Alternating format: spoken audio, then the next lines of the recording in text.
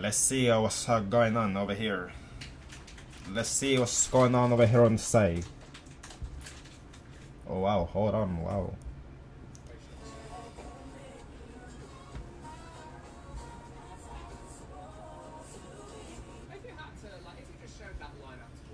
We're not apprised with current affairs. We said, which one of those people is in charge of the United States of America?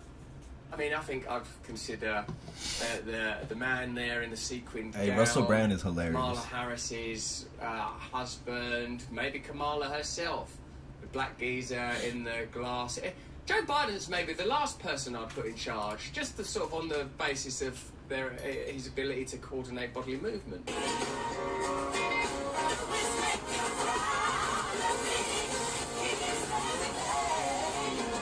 Yeah, they've got to stop sending him to these public events. Edward Snowden points out that this public error, we'll show you in a second. This interesting thing about this clip, the one coming up, is that he's not merely stumbling on a word or misspeaking, which is normal and happens to everybody. This is something different. Why I like this is because, like, Edward Snowden's like one of the significant voices in helping us to understand the degree to which we were being surveilled, the amount of collaboration that takes place between big tech and communication companies and our government, and even Edward Snowden's a little taken aback by this. So, no, that's not normal. This is not normal cognitive decline. This is something to be concerned about. And think of the things that Edward Snowden's been exposed to. Yeah, that's the leader of the free world. She knows so long as she was denied, our freedom can never be secured.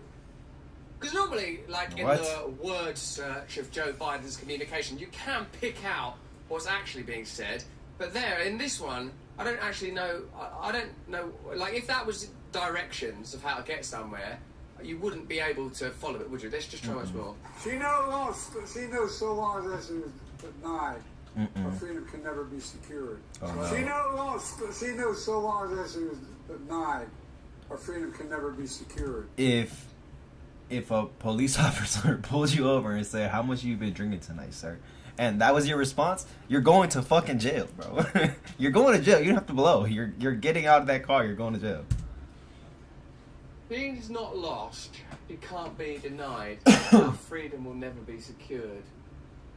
Yeah, it's abstract. It's at best abstract. But on Morning Joe, the confidence remains high that Joe Biden is effective, potent, sharp as a tack, and it is indeed Donald Trump who is not well or mentally capable. Now, a lot of you are saying that you feel sorry for Joe Biden, and I appreciate that. Actually, I suppose don't think, but ultimately, if human beings are eternal by virtue of the nature of our souls, then our moral and spiritual principles have to supersede our political convictions. So we've got to look at this from a spiritual perspective more than a political one. And from that perspective, you think, oh man, this is ridiculous. What's going on now? Donald Trump's on trial and has been convicted. Hunter Biden's been convicted.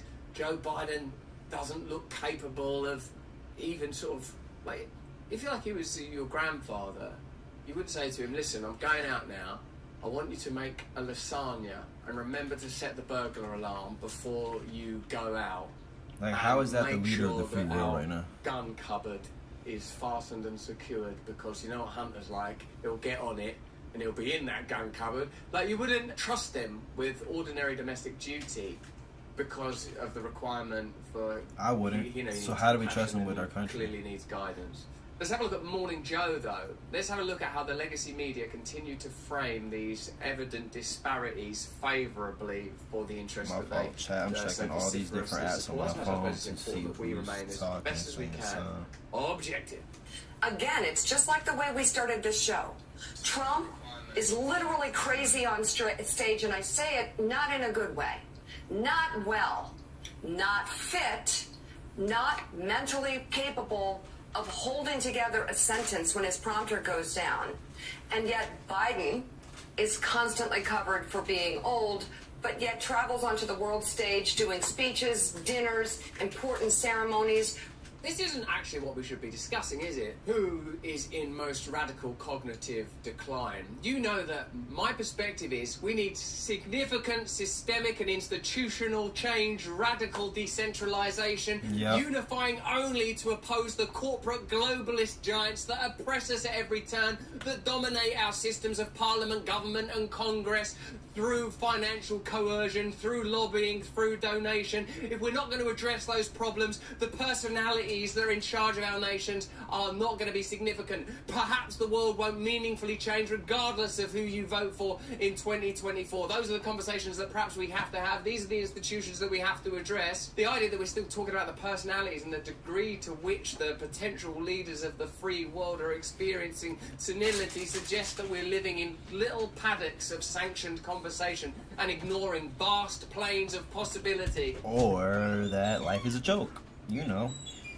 And potential radical change. Recognizing people who suffered and survived D-Day, Right. spending time with them, connecting with... That D-Day was a catastrophe, wasn't it? That's the bit where he was honouring people that were in the wrong direction. Didn't he leave a little too early? I know that was our Prime Minister, Rishi Sunak. No, it's a catastrophe, isn't it? It's an absolute catastrophe of leadership. You see it all on video, except if you go to these places or you talk to those Republicans, you see the one time where he couldn't find his chair. Well, but even Or that it's was a doctors. lie. It's disinformation. It's doctors. This is where we are right now. It's lies versus the truth. It really is. And let Republicans keep lying about Joe Biden. It's only going to help him in the end. It's only going to lower expectations so much that he's going to come out and do what he does at every State of the Union address. He's going to outperform because of all the lies that are told about him. This is what, honestly, this kind of objectivity. Joe Biden's not in a good state. I don't know why the Democrats aren't putting forward a different candidate. I don't know why they didn't embrace RFK. It's ridiculous that that guy had to leave the Democrat Party in order to run as an independent. I suppose it's an obvious revelation that this institution, the Democrat Party, is entirely owned by financial interests, by the military-industrial complex, by big... The fact that Robert F. Kennedy had to leave to run independently because the Democratic Party wouldn't endorse him is fucking insane. That is crazy. That just, like what he's saying, goes to show you who runs the Democratic Party. Obama. Damn it. We're in a lot of trouble. We're in a lot of serious trouble, and I suppose the evident decline, senescence and senility of Joe Biden is the perfect metaphor for the state of our nation and the state of these institutions, and if we don't embrace radical change, we're all in a lot of trouble. They're not going to say that, are they? There's two things Morning Joe spends his personal time on. That's ensuring that his hair looks fantastic, and it does, and ensuring that he fills the air with bombast around Joe Biden's faculties and capabilities, which he also does. Hey, this is exciting. We've got a great partner today. It's Rumble. But beyond Rumble, it's Rumble's latest venture. Let me ask you first, are you a Sleepy Joe type character with zero... That's scary, brother. That's freaking insane. That's the president of the free world. The leader of the free world.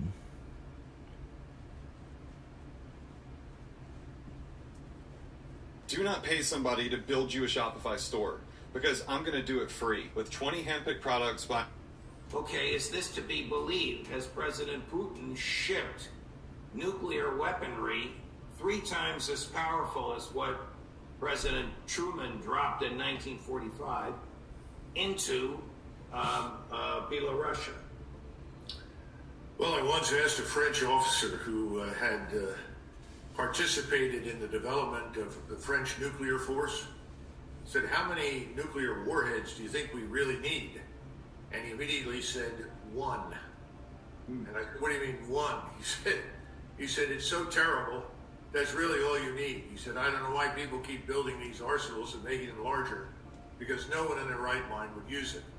I think that's the message from Lukashenko. Now, Lukashenko was a target for regime change. We did go in there, this is about a year ago, and try to stimulate revolutionary forces to remove him. It didn't work. And I think he's been very concerned about the potential for Lithuania in particular, perhaps Latvia, both to sponsor or provide assembly areas for NATO forces along with their own, to move into Belarus. Remember, there are only about 8 million people that live in Belarus. I mean, it's a large area, but there aren't very many people in it. And I think Putin finally agreed, all right, we'll put some tactical nuclear weapons forward to make it clear that, you have access to these things, to reassure it. Remember, we have tactical nuclear weapons on the ground in Germany. We have them at sea in the naval forces, surface and submarine. We have them in Italy. We have them in Turkey. So it's not as though this is a startling development. Wasn't there to have been, or weren't we to have expected, or didn't we anticipate a coup in Belarus a few weeks ago that was allegedly going to be supported by Polish troops? Well, I don't know if there was one expected a few weeks ago. We've been working on it off and on. This is this National Endowment for Democracy and our intelligence services. It's all failed. There's no chance of that succeeding in Belarus. I think they've got their eye on Serbia at this point. But the bottom line is that this is unfortunate, but it was inevitable given our demonstrated intentions. Now, the good news is that Putin is not talking about using them, and I don't see any evidence that he would unless we attacked him with nuclear weapons. That's pretty clear. Is it realistic what he said, that they have a weapon 3 times more powerful than Nagasaki or Hiroshima?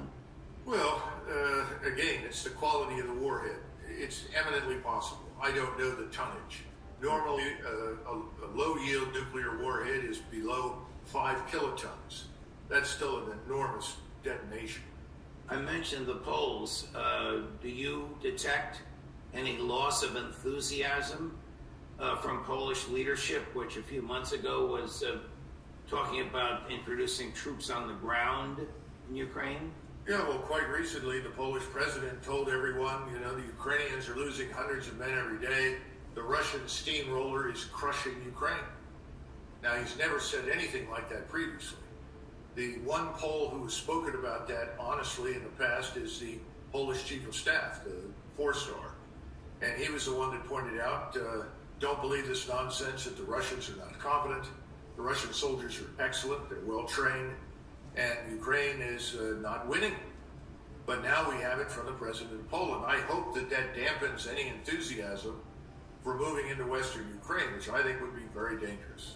Will it dampen any enthusiasm amongst President Biden or Chancellor Scholz or the Prime Minister of Great Britain to push for Ukraine's, it's hard for me even to articulate this, but I have to ask you because this is the stuff we're reading, Ukraine's entry into NATO?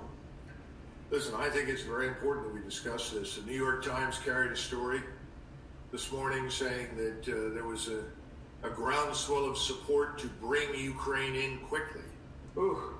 Now, if you were looking once again for evidence that Ukraine is on the verge of collapse, this is excellent evidence. Stop and consider this for a minute. Why would you now want to rush something that months ago you said could not occur for years? Remember, the standard position was, well, we weren't going to bring in Ukraine immediately anyway because they're not ready. That was the argument last year. Now suddenly we have to bring in Ukraine. Why? Well, I think the reason is very clear. We're losing, our position is eroding in Ukraine. The Ukrainian army is being devastated. Exactly. Today we're going to be trying the Dave's Hot Chicken Bites. Happy birthday to me. Exactly what the president of Poland said. This, of course, is what President Orban in Hungary warned would happen. It's happened. So if you know that you're losing and you don't want to admit that you've lost, if you're trying to regain face, in other words, recover somehow or another publicly, unfortunately, there is a tendency historically to widen the war. Make it worse. How do you do that? Bring in Ukraine. And the globalist allies in Berlin and other capitals in Western Europe in particular are all cheering this on because they're in the same boat as Biden. They're very much at risk of losing their positions in government across Europe. And this can be done without consulting the electorates. In other words, you just declare war over the head or over the heads of the people that elected you to power. Suddenly, I'm sorry, we're at war now. Can it be done over the resistance of Viktor Orban, the president of Hungary, the one Western European leader who gets it? I would think not, simply because under the treaty, he has veto power. All it takes is one member that says, no, I'm not going to support this. But we've seen so many things happen that are unprecedented, so many things, frankly, that violate our own United States Constitution on a routine basis. I mean, you know, we also see a lot of evidence now, it's been published, that they want to recall pilots, experienced pilots from the Air Force and the Navy to come back in and fly. They're offering them bonuses. But as part of this, they've also been told there's a private firm that may be willing to hire you to fly for Ukraine. In other words, we're talking something like the Flying Tigers emerging for Ukraine. I mean, this is lunacy. This will bring us into war with Russia as well. This is not 1936. This is also unconstitutional. Only the Congress can do this, but that's never stopped this president or his predecessors in the past. Last question for you. Do you think that Putin will stop the military activity once Odessa is seized and sort of take stock with, well, here we are. Do you really want us to go forward anymore? I think he's predisposed to do that because from the very beginning, everything he's done has been very deliberate and very measured. I thought when he went in to begin with that he would spare nothing and make his point early that, you know, Russia is going to devastate you. We're not going to put up with anything. I was wrong. He went in with a small force. It was very incremental. And he persisted with this negotiate and fight business until it became clear there was no hope for it. But I still think that what he wants to do is avoid a collision with NATO. That's why he has troops in Belarusia. That's not just these tactical nuclear weapons, but he has forces there. He has air defense forces there. He has artillery forces there. So that people in NATO know if you move into Western Poland, you will be at risk of attack from the north, from Belarusia. It's also a guarantee that if he crosses the river, and I think he will eventually, and take Odessa, there's a force up in Belarusia that will attack into the rear of any NATO force that tries to rush in and prevent Odessa from falling into his hands. Remember, Odessa is not very far from Romania. We have forces in Romania, and now we seem to have persuaded the government of Moldova to let us move through the country, that is NATO forces at will. So, you know, he's got to look at all of these possibilities. And remember, also, the last time we talked about Prigozhin, who mentioned the need for national mobilization. Right. In the speech that he gave, he pointed to the acquisition of new troops. If his numbers are right, and I think they probably are, they're at about 700 to 750,000 committed to the West. In other words, to Ukraine for potential use there. But if he is pushed, and we will not negotiate any sort of settlement, then he will have to go larger. He will have to have a larger force. He'll have to commit to a longer campaign. He's got enough ammunition, I'm told, right now for 2 years. Man, that is why geopolitics is fucking crazy. Hold on, brother.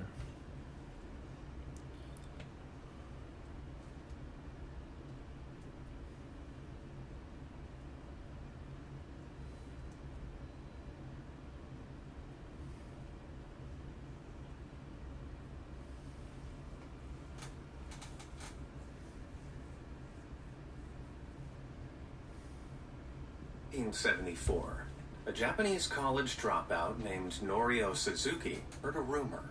Apparently, on a lone island in the Philippines, far out in the dense jungle, was a Japanese soldier, a lieutenant no less, who'd been there since the end of World War II. That's almost 29 years. Hold on, watch this shit. No way. I love you. Hold on, chat. I've always been with you. From before you were born until after. That's almost 29 years at this point, refusing to surrender. Initially, Norio brushed this off as a hoax. If he'd been missing for that long, he must have been declared dead. Plus, there was no way someone could survive out in the jungle for that long. However, he did some research. The lieutenant, by the name of Hiro Onoda, had been missing since the war ended in 1945 and declared dead in 1959. That was odd. It was a suspiciously long time to wait to declare someone dead. So, he must have been seen alive at some point. If he'd survived that long, what was to say he wasn't still there? Inspired by this wild legend, he decided to take matters into his own hands and embarked on a daring adventure to find the lost soldier and bring him home.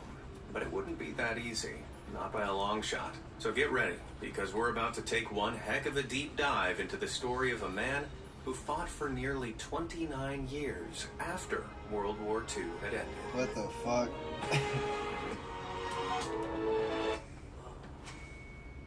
That's actually insane. To begin, we need to meet the mysterious man, Hiro Onoda. Hiro was born in 1922 in the town of Kainan, in Japan's Wakayama Prefecture. He grew up in a bustling family as the fifth of 7 children, and later embarked on a career as a salesman for a Japanese company operating in China. But destiny had other plans for him, and eventually everything changed on December 7th, 1941. History buffs might recognize that date. It's the day when the Japanese Imperial forces attacked the United States naval base of Pearl Harbor. This was a world-shattering event that altered the course of the Second World War. It was a catastrophic event that would lead to the U.S. declaring war on Japan, embroiling the two countries in conflict. Following this, all able-bodied men aged 17 to 40 in Japan were drafted for the Army. In May 1942, Hiro was called up for his Army physical, passing it with flying colors. So, at the tender age of 20 years old, he was inducted into the 61st Infantry Regiment in Wakayama, before being assigned to the 218th Infantry Regiment. His first orders, to head to the war front in Nanchang, China. But in December 1944, American forces landed in San Jose in the Philippines. The Japanese soldiers were immediately relocated to fight against them, with Hiro's regiment ordered to defend Lubang, a small, narrow island barely 48 square miles in size, forming part of the Philippines archipelago. As the American invasion escalated, Hiro received a battlefield promotion to a full-fledged second lieutenant by January 10, 1945. Then he received a set of orders that would change his life forever. Major Takahashi said, "Apprentice Officer Onoda will proceed to Lubang Island, where he will lead the Lubang garrison in guerrilla warfare." It was a huge responsibility, one that Hiro was keen to undertake. But then General Akira Muto, Chief of Staff of the 14th Area Army, delivered a haunting message that echoed in Hiro's ears. "You are absolutely forbidden to die by your own hand. It may take 3 years, it may take 5, but whatever happens, we will come back for you." As a newly appointed lieutenant given direct orders from a general, these words were burned into Hiro's mind. He swore an oath to fight the war till the bitter end. But despite his conviction, he didn't have the confidence of his fellow soldiers. Being such a young soldier in command, Hiro still had a lot to prove. And boy, would he be put to the test. On February 28th, a force of 50 American soldiers landed on Lubang Island. A battalion of Marines led by 4 tanks put boots down in the small town of Tillich, and in the battle that ensued, the town was completely wiped out, with the American forces immediately overwhelming the Japanese troops. To protect his unit, Hiro ordered a retreat into the mountains, changing their strategy to that of guerrilla warfare. Despite the name, this didn't mean all the soldiers put on monkey suits. Rather, a guerrilla campaign is the type of warfare where smaller groups of soldiers attack larger armies by relying on sabotage, surprise ambushes, and hit-and-run tactics. Hiro knew it wouldn't be safe for all the soldiers to remain in the same place, as they'd be sitting ducks if they became surrounded by the Americans. And so, the soldiers splintered into 3-man cells. It meant 2 soldiers could stand guard facing either direction, while the 3rd soldier prepared meals and set up camp. Hiro's 3-man cell was joined by Corporal Shimada and Private Kozuka. They were later joined by Private Akatsu, a sickly young soldier who'd been iced out from his cell. The men continued to carry out guerrilla warfare against the American forces over the summer of 1945. Held in the dense, jungle-thick mountains, these 3-man cells were completely cut off from the Central Military Command, which is why they were unaware of the catastrophic events that unfolded on the 6th of August, 1945. It was a day the world would never forget. The Americans dropped the first atomic bomb on the Japanese city of Hiroshima.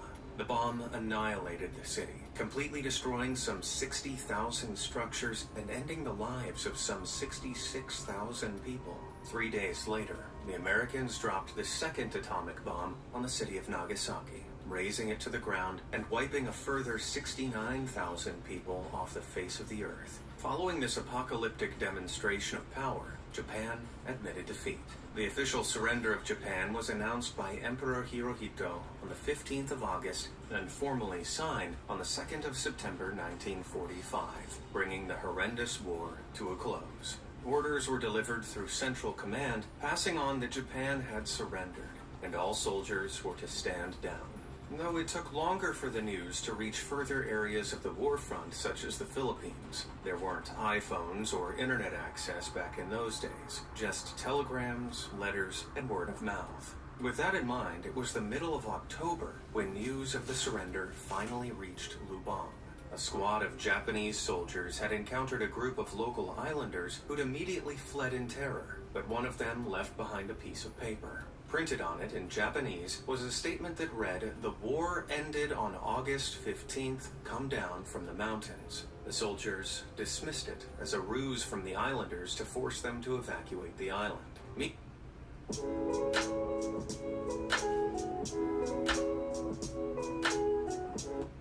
Meanwhile, they still heard distant gunshots and remained steadfast in their belief that the Americans were attempting to lure them out.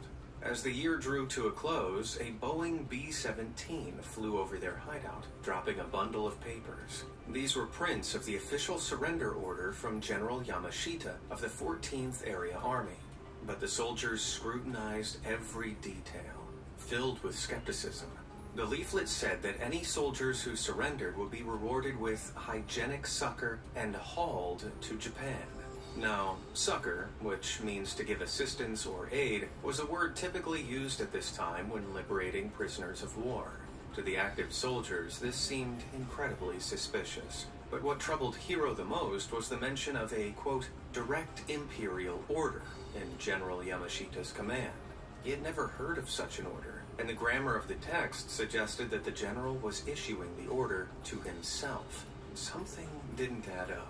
With doubt clouding their minds, the soldiers concluded that the leaflets were clever forgeries by the Americans. It would later transpire that the pamphlet's error was a simple printing mistake, but it was too late. The soldiers remained vigilant and unwavering in their fight for Japan. As their guerrilla campaign dragged on, supplies began to dwindle, and the men were starting to get hungry. All groups had begun with a 3-month supply of rice, which Hiro's cell had carefully rationed to last as long as possible. But by March, the other soldiers had run out. They came to Hiro's camp and begged for rice, but the tough lieutenant refused. He gave them all the same answer. "You men made pigs of yourselves when you had rice, so now you don't have any. If we give you rice, we'll all be in trouble. You don't know how to conserve." Now, if there's something that makes us feel weak-willed, it's hunger. And with all that constant clamoring through the jungle, you can imagine how hungry the soldiers were. As more leaflets urging surrender rained down from above, the hungry and homesick soldiers found themselves teetering on the edge. Finally, in April 1946, 41 of the 3-man cells gave in and surrendered. Hiro's 4-man cell, however, stood their ground and refused to give up on Japan. As the days and weeks wore on, the Japanese troops who had surrendered began leaving notes out that read, "Nobody is searching for you now but the Japanese. Come on out." But these 4 soldiers still refused to accept the war had really ended, and more importantly, that Japan had lost. Instead, they chose to believe the surrendered Japanese soldiers were actually captured prisoners of war, and that the Americans were forcing them to lure out Hiro's cell. With that in mind, every time the searchers called out for Hiro's team, the cell quickly relocated. Still, the leaflets left a deep impression on Private Akatsu, who, at just 22 years old, was the youngest member of the cell. One evening after they had finished their meal, he raised the all-important question: what if the war really had ended? All eyes turned toward the lieutenant. Rising to the occasion, Hiro made a bold statement. "If that's what you all truly think, I'll go and check," he said. But then Private Kozuka suddenly intervened. He reminded them of the strange pamphlet they had received, referencing the direct imperial order. He convinced them that the other soldiers had fallen into the Americans' trap, taken prisoner by believing in that forged letter. This was enough to sway their view, and they refused to bear responsibility for those other soldiers who they believed had been captured. The four of them vowed to keep on fighting. It was now mid-April in 1946, and little did they know, but these four men were the last remnants of Japanese resistance in the Philippines. After the main bulk of the Japanese contingent had surrendered, the islanders on Lubang began to feel more at ease venturing into the mountains to cut timber. Meanwhile, whenever Hero's squad, which was always on high alert, heard them coming, they'd hide in the bushes like ninjas.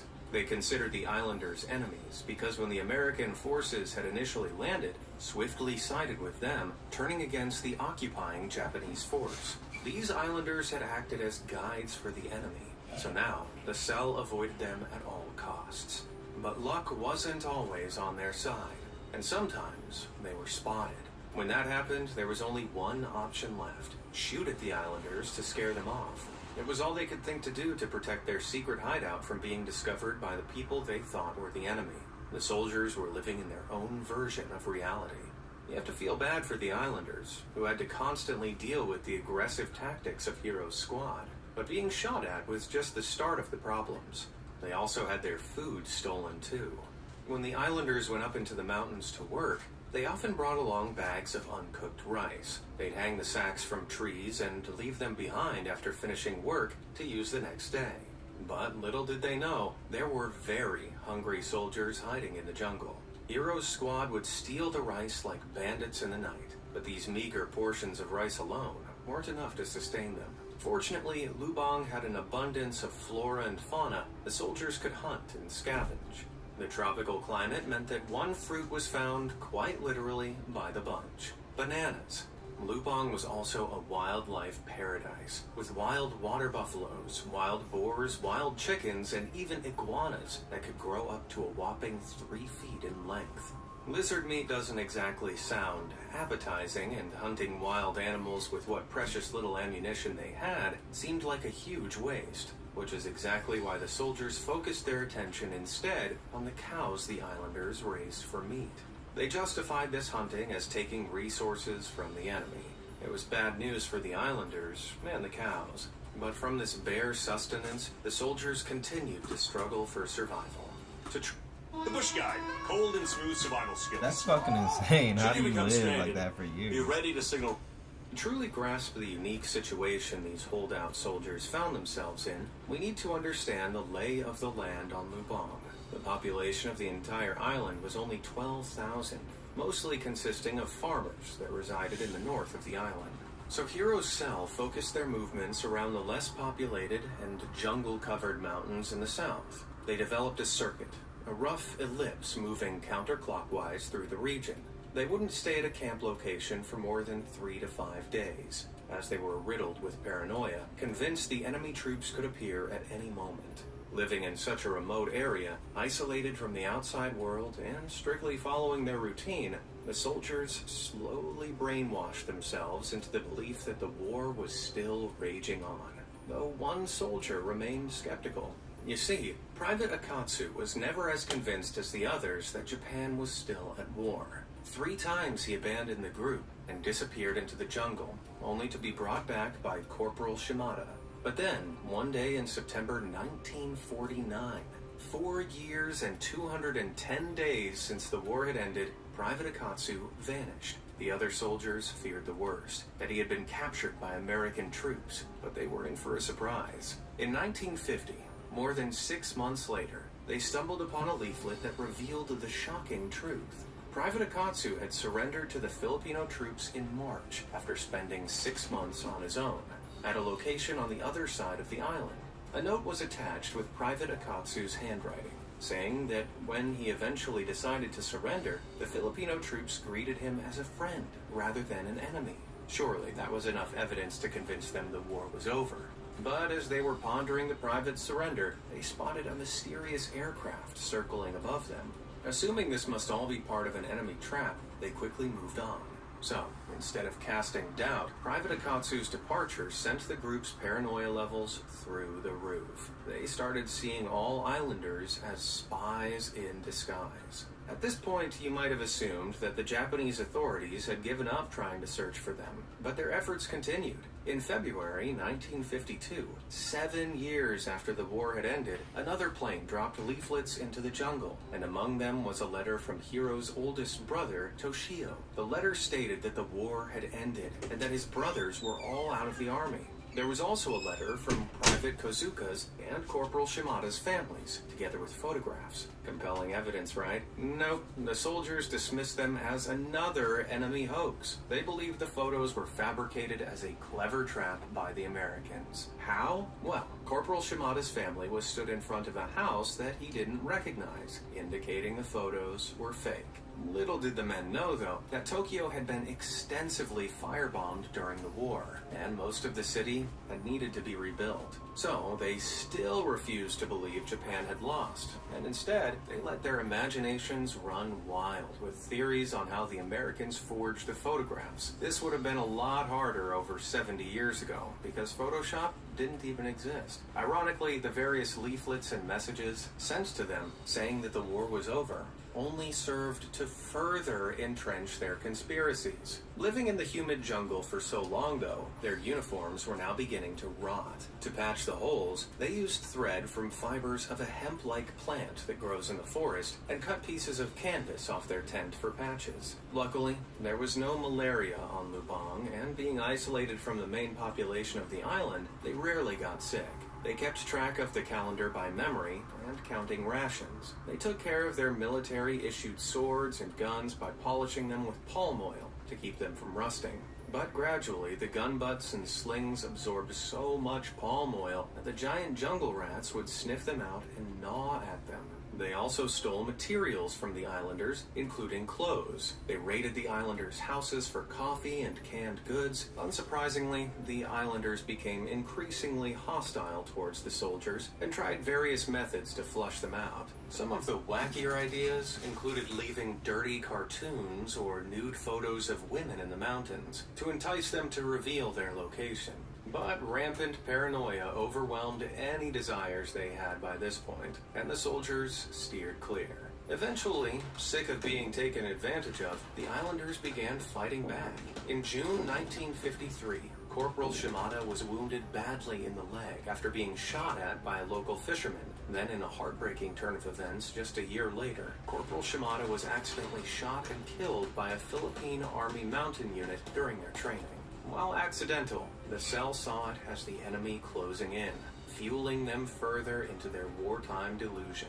Just 10 days after Corporal Shimada's untimely demise, a Philippine Air Force plane made several passes over their location.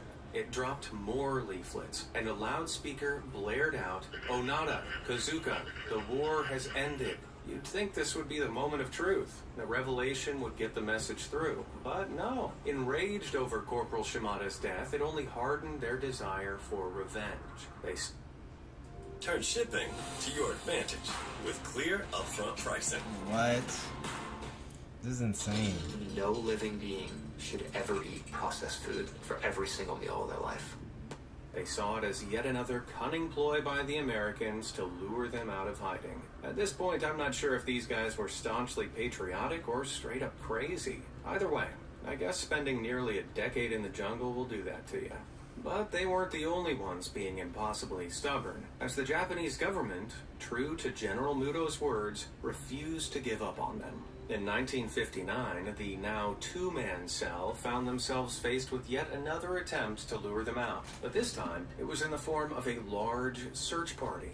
Loudspeakers were set up, with the party saying, "Lieutenant Onoda, Private First Class Kozuka, the war has ended." They also played the Japanese national anthem and a lot of old Japanese folk songs the two recognized. The search party went around the whole island. Every time they came near them, however, the two trekked back further into the jungle, still convinced this was a trick. The search party stayed for an unbelievable 6 months, from May until late November. That's some serious commitment. But no matter what the search party did, the two remained hidden. On the last day of the search, however, something extraordinary happened. Hiro heard a voice over the loudspeaker saying, "Hiro, come out. This is your brother Toshio."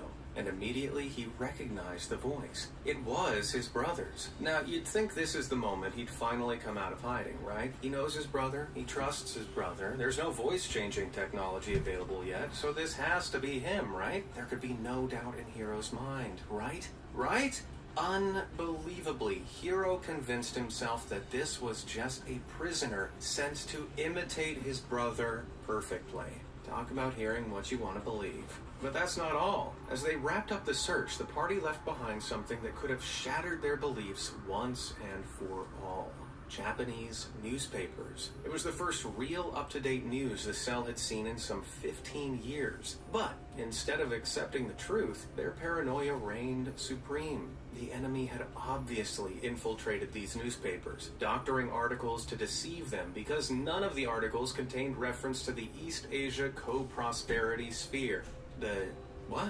You probably never heard of it, but it was an idea cooked up by the Empire of Japan, in which Japan would essentially be the central power in Asia, with all other countries surrounding it as vassal states. Unsurprisingly, this was an idea hated by every other country in Asia, and when Japan lost World War II, they were forced to abandon it.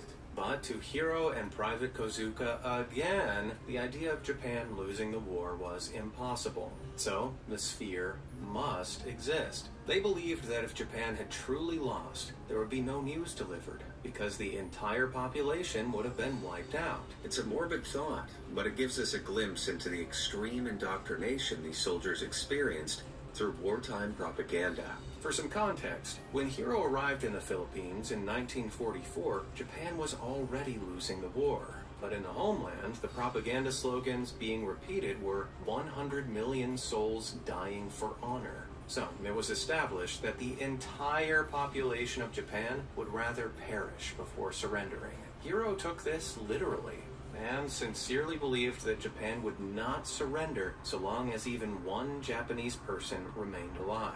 Both Hiro and Private Kozuka believed it was their duty to hold out until the East Asia Co-Prosperity Sphere rescued them. The fact that none of the Japanese newspapers even mentioned it convinced the two men that these were deliberately faked by the Americans, a classic conspiracy loophole of circular thought. It's astounding to think that even in the face of overwhelming evidence, they clung to their beliefs so rigidly. What Hiro had done was effectively create a mental prison that kept him trapped in his delusional world. As Hiro and Private Kozuka held on to their conspiracies, they continued their guerrilla tactics. They conducted what they called fire raids, setting ablaze piles of rice harvested by the islanders. They saw these fires as beacons, signaling their presence and dedication to their duties as the Onada Squadron. It was all in the hopes of clearing the way for the Japanese landing party they believed would soon arrive. However, their actions did not go unnoticed. The islanders, who had turned from tolerating them to hating them by this point, reported these raids to the local police, labeling them as mountain devils, fueling the tension between them. Following the war, living conditions gradually began to improve on the island, and the soldiers observed as many of the villages were lit up with electric lights. And then, in late 1965, something remarkable happened. They managed to steal a transistor radio. Finally, they had a way to hear news straight from the horse's mouth. News on how the war was advancing, on how much Japan had claimed, and how close they were to winning. But what they heard instead on the news was foreign relations with America, that space flight was being tested, that the Philippines had a new president. There was no news of the war at all. It was as if it wasn't even going on. Surely this was the last straw. This must have been what got them to see the light. Nope. They dismissed any news as American propaganda. They continued resisting. Sadly, this would come at another grave cost. When tensions between the islanders and soldiers escalated to a boiling point on October 19th, 1972.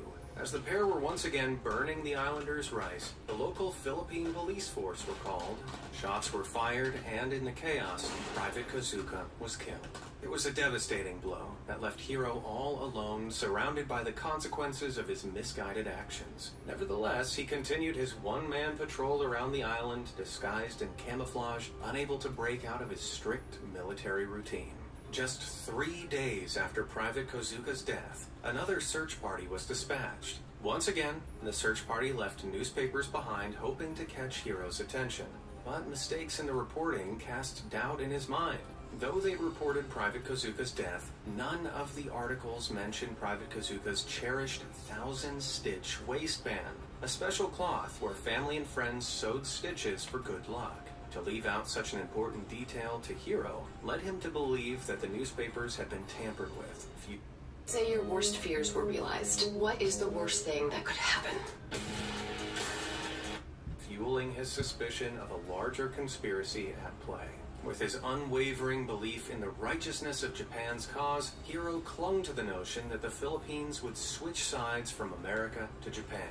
He convinced himself that staying on Lubang Island, fighting for Japan with his sword in hand, would serve the greater good for his country. And so, he continued hiding in the jungle, waiting for an imaginary secret agent to contact him. But his family never gave up searching for him. In the following 6 months, 3 Japanese search parties attempted to persuade Hiro to surrender. But still, concealed in camouflage, they were unable to ever spot Hiro hiding in the dense jungle. Then one day, something changed. Hiro believed his family was being forced to do this by the Americans in some sort of twisted power play. He couldn't bear to not at least make contact with them. In a moment of weakness, he wrote out a thank you note for some gifts they'd left, leaving it behind in the same spot. This at least established that he was alive and cemented him as a legend in Japan. It was at this point that Hiro's story captivated the interest of Norio Suzuki, the college dropout who, in 1974, traveled all the way to the Philippines on a whim to find the long-lost lieutenant. And by some stroke of luck, he achieved what the rescue parties had been trying to do for almost 29 years in just 4 days. Norio had set up a camp in the jungle all on his own when all of a sudden, Hiro just walked up to him. He immediately recognized that Norio wasn't an islander. How? He was wearing a thick woolen socks with rubber sandals, something the islanders never did. Norio also spoke in a polite Japanese dialect, which is perhaps what convinced Hiro to stay and talk with Norio for over 2 hours. After being totally alone for several months, he seemed desperate for company. Norio carefully and gently broke the news to Hiro that Japan had in fact lost the war and had been at peace for years. Only then, looking into the eyes of another man, did it slowly dawn on Hiro that everything he had dismissed for years as the enemy propaganda was actually the truth. That meant he had been fighting for over 10,000 days on the island for nothing. Still unable to fully comprehend what he was hearing, when Norio asked what it would take for Hiro to finally leave the jungle, he replied, a direct order from his superior officer to stand down. The old major had long since retired from the army and was now a book dealer, living in Miyazaki Prefecture. But Norio promised Hiro he would bring the retired major to the Philippines. To prove that he had indeed found Hiro, they took several photos together, side by side. And as promised, 2 weeks later, the long-awaited reunion happened. The major greeted Hiro and read out his final order. The 14th Area Army has ceased all combat activity. And just like that, after fighting for more than 29 years, Lieutenant Hiro Onoda's war was finally over. He was reunited with his oldest brother Toshio before being escorted to Manila, where President Marcos addressed Hiro for the serious crimes he'd unwittingly committed during his time believed he was still in combat. Technically, all his actions were acts of terrorism, but the president generously pardoned him. He was warmly welcomed as a war hero when he returned to Japan, which may seem strange considering how long he spent in his crazy conspiracy delusion. But in Japanese culture, there's a deep admiration for heroes who remain loyal to a cause, especially when it seems lost or hopeless. And so, Lieutenant Onoda was celebrated like one of those ancient heroes, a modern-day samurai of sorts. His homecoming was nothing short of spectacular. Roaring crowds, celebratory parades, and speeches by public officials. It was a true hero's welcome. Japan could finally celebrate something from the war after their devastating losses, as the lost soldier finally returned. But now, Hiro found himself in a strange and unfamiliar land. Japan had been dramatically modernized over the 30 years he'd been missing, and while he tried to return to a normal life, things just weren't the same. So he embarked on a whole new adventure. In 1975, Hiro packed his bags and moved to a Japanese colony in Sao Paulo, Brazil, to to assist his brother who owned a farm there. Who would have thought this once super stubborn soldier would become a cattle rancher, of all things? This story is full of bizarre twists. Later, in 1984, Hiro found love and tied the knot with Machi Onuku, a Japanese tea ceremony teacher. Together, the pair returned to Japan and founded the Onoda Nature School, a camp where kids learned survival skills. Then, in 1996, Hiro made a pilgrimage back to Lubon, and as a gesture of appreciation, donated $10,000 to a local school there. And finally, on January 16th, 2014, after a life filled with adventure, Hiro Onoda passed away at the remarkable age of 91. Now that is one heck of a life story. Do you think Hiro's determination to fight the war so long was a masterclass in dedication, or was he totally out of his mind? Let me know down in the comments. What the fuck? You spent 40 or 50 years in the jungle thinking you were fighting in World War II? That is insane, bro. In an ultimate Ark experiment, 200 players were stranded in a single castle on a secluded island, each as a solo with only one life. There are no rules, no pre-selected teams, and no outside help. All these players knew was that when the gates opened, it would be a race to the mainland. All of the players were left alone to do whatever they wanted. Build societies, form governments, open a McDonald's or a Bob's Burgers, or even, if it comes down to it, go to war. This experiment took place for 3 hours every day, for 7 real-life days straight. I present to you the almighty 200-player civilization experiment in Ark Survival Ascended.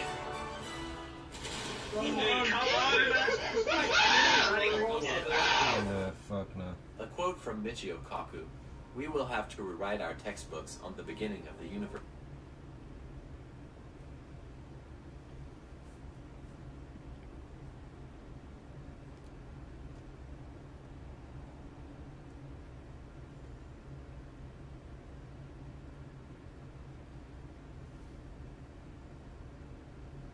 Hey, Freddy, you funny as shit. My fault. I couldn't check the chat at all until right now. Freddy, you funny as shit, Fredo. A man on board a boat woke up at the crack of dawn to go to the restroom. Oh, this is crazy. Hold on.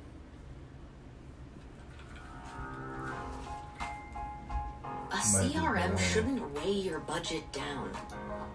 It should lift your teams up. A man on board a boat woke up at the crack of dawn to go to the restroom, sleepily walking around in his boxers. Once in the small room, his world literally flipped upside down as extreme turbulence rocked the boat, turning everything pitch black as it capsized. The man could feel water gushing into the ship. Scared for his life, he stumbled to find any escape or safety, but only found locked doors. As the boat sank and settled at the bottom of the ocean, he miraculously managed to find a single tiny pocket of safety in the entire vessel. His life was saved by a couple of mattresses, a bathroom, and a bottle of Coke. But how much longer could he survive down there? That's one of my biggest fears. Like, imagine being trapped in the bottom of the ocean. Fuck that. Fuck that, bro. The boat's mission was to secure a large Chevron oil tanker full of gasoline, which was in the Atlantic Ocean. The 12 crew members aboard had several years of experience at sea, and this was a routine task. But nothing could prepare the men of the JASCON 4 for what they were going to meet. The crew of 11 Nigerian men and their Ukrainian captain locked their cabin doors and turned in for the night. As they slept, heavy rain, dangerous waves, and turbulent black waters surrounded them. Around 4:30 a.m., Harrison Okene, the cook on board, woke up before everyone else to prepare breakfast. Harrison was an experienced seaman who loved getting a head start on his day. First things first, he made his way to the restroom. At that moment, a huge wave slammed into the ship and turned it over, capsizing it. The force threw Harrison out of the washroom and tumbled him around the ship as water poured into its hulls and cabins. The vessel began sinking faster and faster down into the sea. Terrified and in the pitch dark, Harrison groped around trying to find safety, but all the doors around him were locked from the inside. This was a practice to protect the ship's passengers and content, since pirates were known to raid the boats in the region. As they sank down, 30 miles away from the Nigerian coast. The cook managed to find his way to the ship officer's cabins, which was unlocked but flooded with water, forcing him into a small attached room inside the cabin that must have been the officer's attached washroom. There, a miracle happened. As the boat settled at the bottom of the sea, 30 meters below the surface, an air bubble formed in that tiny washroom with Harrison in it. The pocket of precious air was only about 1 meter wide, but it was enough to keep someone alive. For now, as he sat stuck in the dark, Harrison had nothing to do but think about this dire situation. The fate of his crewmates was unknown, but Harrison assumed they had managed to evacuate to safety, and perhaps thought that he had perished in the disaster. He was alone, and not sure if anyone was coming, or if they would come too late. The water level was also slowly rising, but he was determined to survive as long as he could. He left his air pocket to search for supplies, wandering and feeling around the ship, and managed to find some tools and 2 mattresses. He stacked them on top of each other, rigging a simple platform that kept his body partially out of the water and to delay the possibility of hypothermia. Still, it was almost unbearably cold, and Harrison was wearing nothing but underwear. It was pure black and noisy all around him. He was hungry and thirsty, with only a bottle of Coke he had found to survive on. He knew he had to get out as soon as possible. The longer he waited, the more his air pocket was becoming concentrated with carbon dioxide from his breathing, and eventually he would not be able to survive. He tried to find a way out of the chamber, using a rope he found to find his way back to the air pocket during his attempts, but was unsuccessful. With no other options, he stayed there, shivering, and prayed, and prayed. He was only days away from his 5-year wedding anniversary. He reflected on his life and thought about his wife, his family, his friends, and what would happen to them. 2 days passed without any progress, and Harrison wasn't sure that help was even coming. At one point, he heard what he believed were the sounds of biting, a creature eating something in the boat. He was running out of time. Every breath he breathed out was filling his space with more and more CO2, which would eventually take his life. Was anyone going to look for him?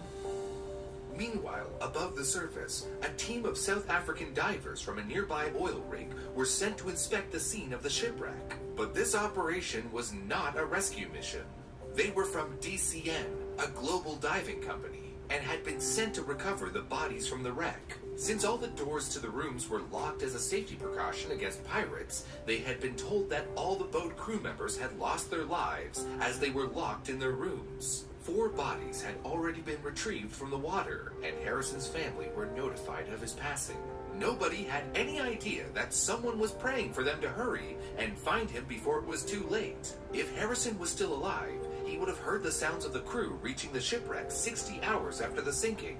The humming of a boat's engine, an anchor dropping, and the paddling of divers would have alerted him that divers were on the way. But the Jascon 4 was a large ship, and since the divers weren't looking for someone trapped on board, it could take them a long time to reach the small chamber. Harrison was still alive. He had heard the sounds of potential rescue and was trying to get their attention. He used a hammer to hit the steel of the boat, trying to make enough noise to alert someone to the fact that he was alive in there. The divers were far from him, though, and he heard their sounds fade away. As the divers explored the vessel, hoping to find the remaining bodies, one man, Nico van Heerden, made his way into the officer's cabin. He moved around the space and found the washroom, his light piercing through the black water to where, little did he know, Harrison was waiting. His time had been running out for over the last 2 days, so Harrison took no chances and jumped into the water towards his potential rescuer. He reached out to touch the diver's head, careful to withdraw quickly and not scare him too much.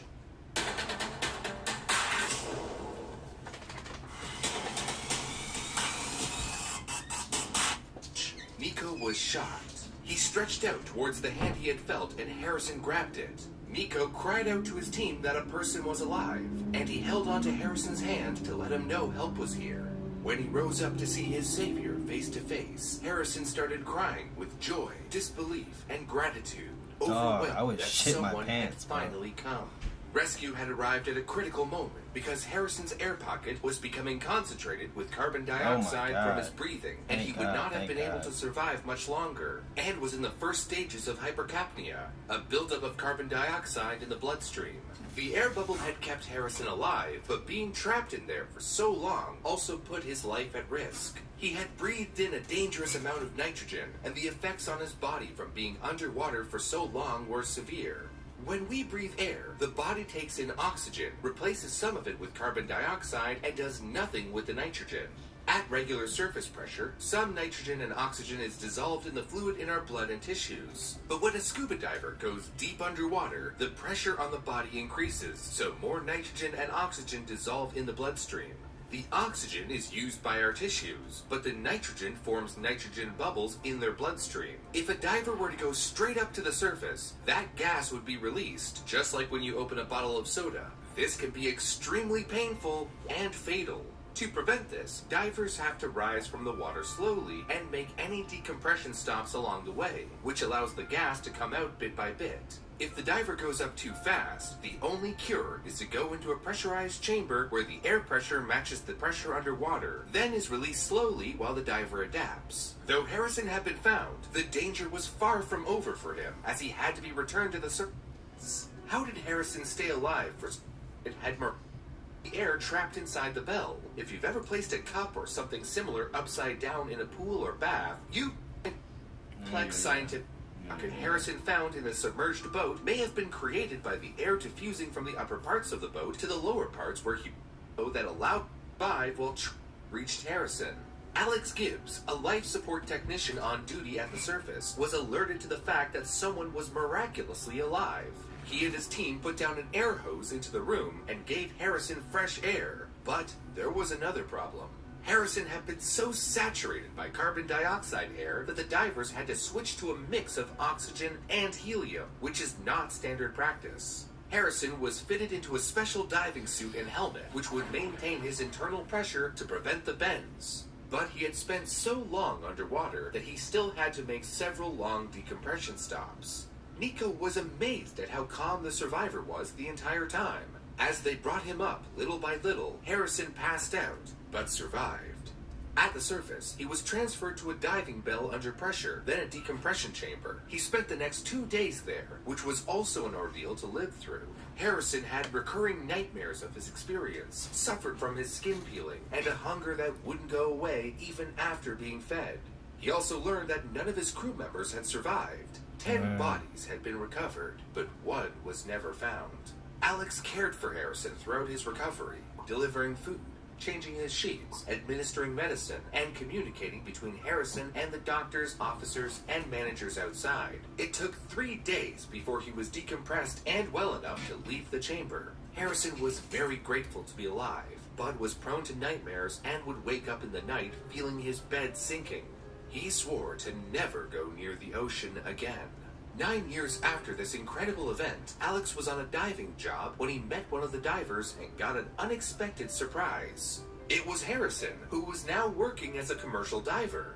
Though he had initially been terrified of going into the water, traumatized by his near-death experience in the ocean, Harrison had bravely conquered his fear and decided to become a certified commercial diver. When Harrison completed his training, it was Nico who had presented him with his diploma. Harrison said that he is happy as a clam while diving and enjoys the environment. It's now fun for him. He feels like the ocean is his world, and he is comfortable and relaxed while in the sea. He can dive up to 50 meters underwater. He is forever grateful to the team that saved him and will never forget the 2 days he spent trapped in the dark, cold depths of the ocean. Harrison has some advice for people who find themselves in a terrifying situation like he did.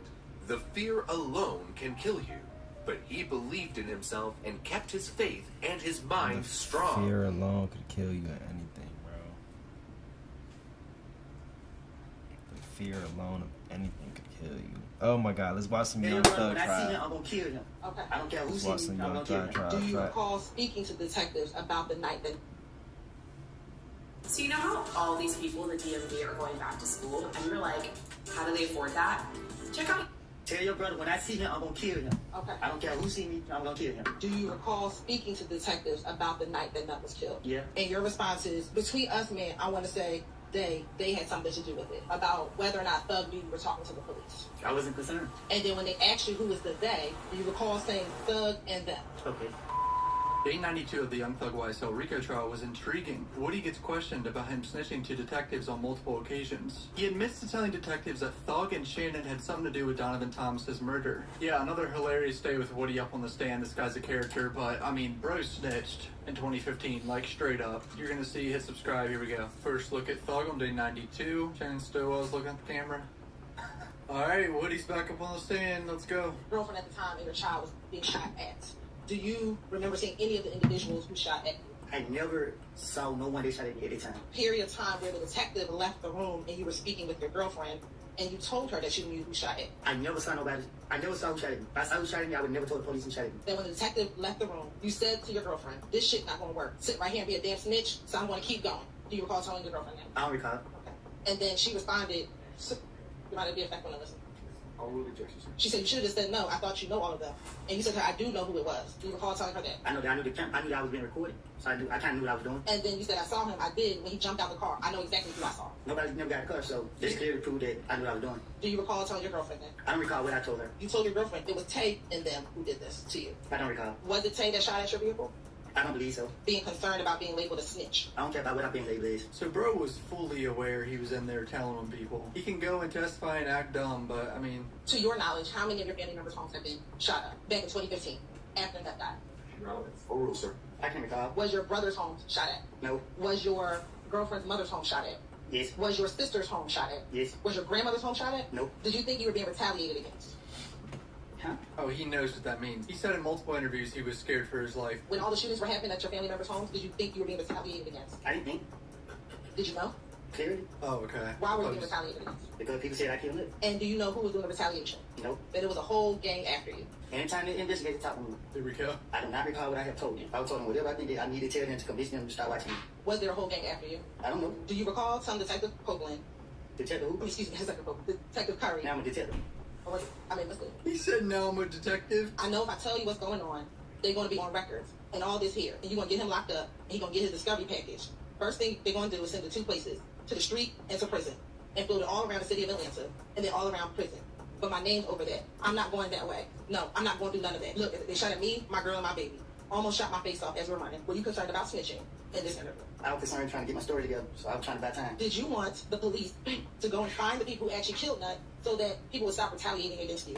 Yeah. If it was really YSL members that killed Nut and he wanted them to get arrested, that's crazy because that's his friends. You knew one of them. I know you knew one of them. Your face tells the story.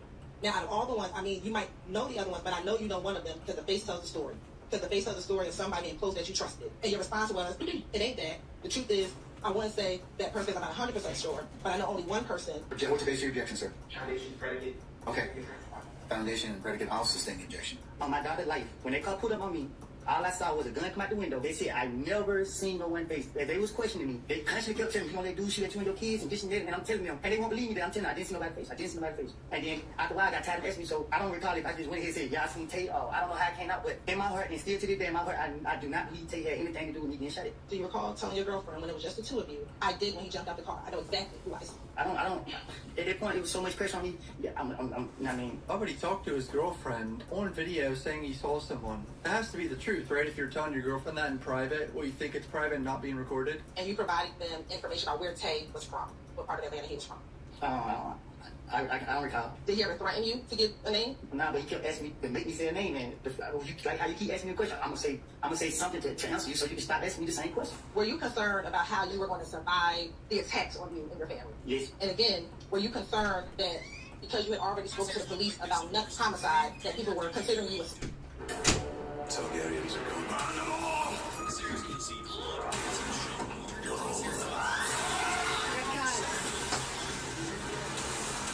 My reign has just begun.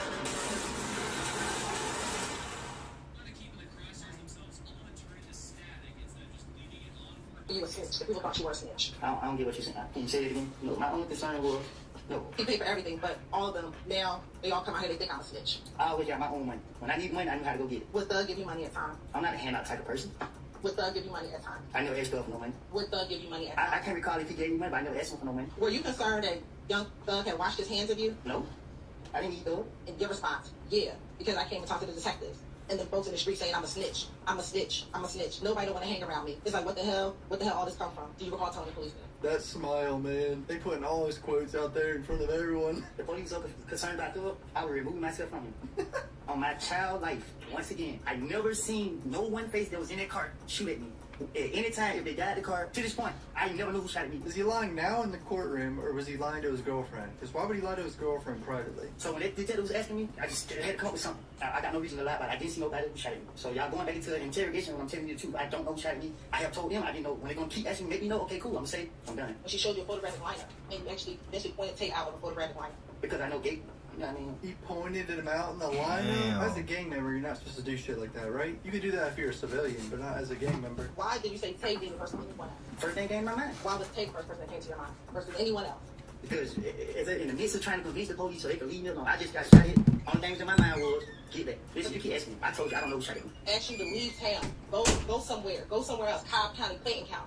Then she told you to lay low so that you wouldn't get killed? No, she was saying it because she's saying that my name was, she just said my name kept coming up a lot.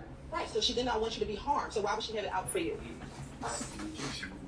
Outside the interview, would you talk to Gaither? Would you call Gaither on the phone? No. The only time I thought Gaither is when she called, but it wasn't never about nothing in the streets or nothing. Bro was on the phone with Detective Gaither? Hey, Miss Copeland, your name involved in the shooting. We want you downtown. This the only time she called me. Hey, Miss Copeland, they say you shot up this person's house. We need you downtown. I don't recall me and her having no conversations about nothing. Did you know about Lucci's mother's home being shot at? What you mean? Were you aware that Lucci's mother's home was shot at? Huh? No. Do you remember telling Detective Gaither and Detective Dennis that Lucci's mama and dad got shot? So Nick called Big Boo's phone, and we was at Big Boo's house. Do you recall telling him that? I don't recall. It's $20,000, man. There's $20,000 in their head, or whatever they said. And you heard that conversation. I don't recall. And you kept telling that person that you did not shoot up his mother's house. You recall it? I don't recall. $20,000 on their head. Who were your friends that you spent the most time with? My friends. You want me to name every single person? I'm not about to name every single person. Okay. So who are the people that you would spend the most time with? Is it crazy to say that I would genuinely want to hang out with this guy? Like, this motherfucker seems funny as hell in, like, a normal setting. Back in 2015, did you trust Little D? No. Do you recall telling Detective Gaither and Dennis, I really have my trust in him? Speaking about Little D. You said I really had my trust in him? Yes. No. Bro is baffled by that. He's like, no, man. Have you ever had the occasion to give Nuts back items that were stolen from him? Back in 2015 before he passed away? Yep. Okay. First, who stole the items? I didn't. Do you recall telling me the other day that you did take the items? Yeah. I said, I don't know. She's catching him in a lie about stealing shit from Nut. Apparently it's Nut items. I told him a friend of mine stole. Did you tell me something differently? I probably did. Do you remember what you told me? Do you recall telling me that you actually stole those items, but you did give it back to him? Do you have objection? Basis. Steele said she's testifying as to personal knowledge. When you gave the items back to him, do you remember where you were? Do you remember what the items were that you gave back to him? His driver license, phone, and his necklace. He had Donovan Thomas's necklace? Bro, this whole story is there's so many moving parts to this story. It's so confusing sometimes, and I've been watching every day of this trial. Do you remember being concerned in that interview about being labeled a snitch as well? I don't remember. I've watched the 2021 interrogation. He was definitely scared about. Look at these KPIs. Traffic is Hey, man. Keywords are all wrong. Being labeled a snitch and being on paperwork a lot. He didn't want to be on paperwork officially as like an informant. Trying to encourage you to tell them who did it so she can help you so you don't have to be getting shot at in the streets. But if I already told them Tate did it, why would she be asking me that? Because you recall this being the first interview with Gaither. You had not met Gaither prior to this interview. I don't remember what me and Gaither talked about. And remember asking how you would snitch when somebody was trying to kill you and your baby. How was that snitching? If there was the truth, why would I wait till later or at any point and say anything to the police? It's self-explanatory. What is self-explanatory? The whole thing. You seen here to what I told to the investigator, and I'm so concerned about being labeled a snitch. So why would I tell them the truth to anything if they're trying to say I'm concerned about being labeled a snitch? So if I'm gonna tell them something that sooner or later gonna get out in the streets, why would I be concerned about being labeled a snitch? It doesn't make sense. Do you recall being reluctant to tell the detectives who it was? No, I was trying to buy time to come up with something to tell them so they can get up off me or let me out of jail. So did you meet with Detective Gaither the next day after you met with the first investigator? Yeah. Back-to-back days? Different investigators? Bro was singing for the hills to anyone. Did you ever try just telling the truth to get out of jail? Probably. I don't. Bro just said probably to tell him the truth. He just admitted right there he said. And they constantly thinking that I seen somebody shoot at me. And I keep telling them I didn't see somebody shoot at me. They don't want to believe me, so what I got to do? And if I feel like this is the only reason I'm going to jail, I got to stick to what I don't tell her. So why tell your girlfriend that? When no police are in the room. I don't know. Why tell your girlfriend that? I don't know. I don't recall me sitting there just telling her that. I don't even. You might not recall telling your girlfriend that, but you sure did. How his name even came about from the start. Do you recall providing Detective Gaither a picture of Tay before ever even getting into the interview? No. Bro provided a picture? This man might as well become a cop. He's already halfway there. You told her I gave you a picture of him. I don't recall. And do you recall her pulling up the picture and showing you the picture in the interview on her phone? I recall her showing me a picture of him. And do you recall not really want to point him out on there? Because I knew at that point what she was doing. They was forcing me to say it was him who shot me. Because I like I keep telling you now. And to this day, I still feel as in they did that. Like I never seen him shoot at me. Even when they called me, tried to get me to come to trial on it, I told them I'm not coming to trial because I never saw who shot at us. Were you concerned about being labeled a snitch because of what was happening to your cousin? My only concern was not being able to protect my family. That you were concerned because your cousin was being tortured because he was labeled a snitch. My only concern was being in jail and not able to protect my family. His cousin's a snitch too? The whole family is snitches. Say that again. In this interview, do you recall being shown a photographic lineup? I think so. Not wanting to sign the photographic lineup. Right. Why didn't you want to sign the photographic lineup? Because in my heart, I didn't see who shot at me, and they constantly kept trying to say they kept pushing me to say to make me think that I saw somebody I know I didn't see. He didn't want the file to come out with his signature next to a lineup. Now, in June of 2015, were you arrested for having a gun at the Dunbar Recreation Center? Mm-hmm. Yeah, I was playing basketball. The police came in and locked me up. So this motherfucker brought an assault rifle and an H&M plastic bag in a recreational gymnasium with children and like over 20 people in there to play basketball. He puts it on the bleachers and goes to play basketball, right? Someone sees it and calls the cops. How brain dead are you? Most hot boy shit I've ever heard of AR inside an H&M bag. I had a baseball in my hand. They say it was. I had a basketball. He's probably on camera walking in with that bag too. I was facing handcuffs about, I don't know. Did you have a gun inside an H&M bag while at the Dunbar Recreation? I was in the recreation center playing basketball. I had my shirt off, no gun on me playing basketball. So you didn't know that you did not have a gun at the... What I'm saying, well, I was playing basketball. When I looked up, I seen a whole bunch of police in there walking towards me. Put my hand behind my back and asked me, was it bad mine? I said, I don't know nothing about no bad. They said, if they find out that their gun or their bag was mine, they gonna come back and lock me up. I said, do your job. They let me go. And did they let you go that first day? They let me go. All right. Did they eventually arrest you for that gun in that bag? They did. All right. And was that the gun that was purchased by Quindarius Zachary for you? I guess. What blood set were you a part of? She's asked him this before, and he just said just the blood. So maybe he says something different here. What blood set? What I was part of? Yes, sir. I wasn't part of no real blood set. Did you ever claim to be a Billy Blood? I said I was. I don't know what I told them when they questioned me. Did you consider yourself part of the gang YSL? I didn't need you to speak. I just want you to give me a basis. Overrule, sir. Defense.